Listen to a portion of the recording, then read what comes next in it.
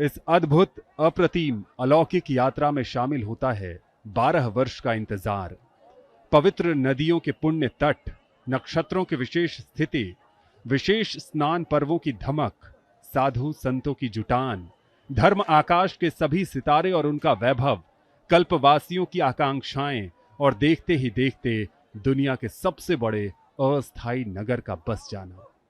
12 बरस के बाद आने वाले इस अपने हर पड़ाव पर यह यात्रा लोक उत्सव में बदल जाती है, जिसमें भारतीय संस्कृति कुलांचे भरती, अटखेलियां करती, पूरे विश्व को स्वयं में समाहित कर लेने की ताकत दिखा देती है।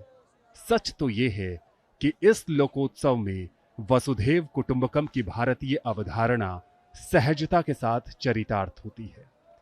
समय जैसे जैसे आगे बढ़ता जा रहा है, वैसे वैसे बड़ी तादाद में श्रद्धालु, देश और विदेश से आए श्रद्धालु त्रिवेणी में आस्था की डुबकी लगा रहे हैं।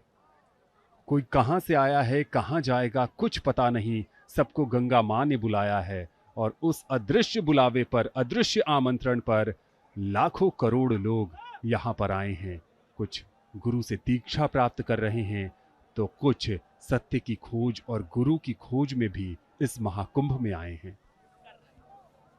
और इन सब में एक बात जो बहुत विशेष है, किसी के भी चेहरे पर कोई शिकन नहीं है, कोई शिकायत का भाव नहीं है।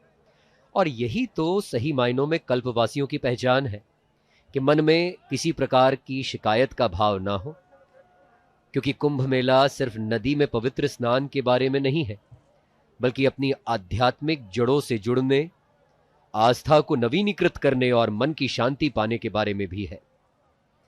कई हिंदुओं के लिए, कई सनातनियों के लिए कुंभ मेले में भाग लेना एक आजीवन सपना होता है, एक तीर्थ यात्रा जो वे अपनी आध्यात्मिक मान्यताओं की पुष्टि करने और आशीर्वाद प्राप्त करने के लिए करते हैं।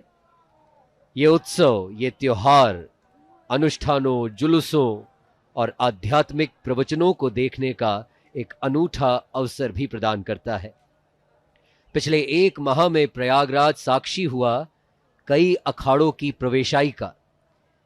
राजसी वैभव, राजसी ठाट बाट के साथ जब संतों का, साधुओं का, नागा साधुओं का प्रवेश प्रयागराज में हुआ और समूचे मार्ग से, मुख्य मार्गों से होते हुए उनका जुलूस, उनकी प्रवेशाई गाजे बाजे के साथ, घोड़े, हाथी, ऊंट, समस्त वाद्य यंत्रों का वादन, और जब साधुओं का, संतों का जत्था छावनी पहुंचा, वाकई वो अवसर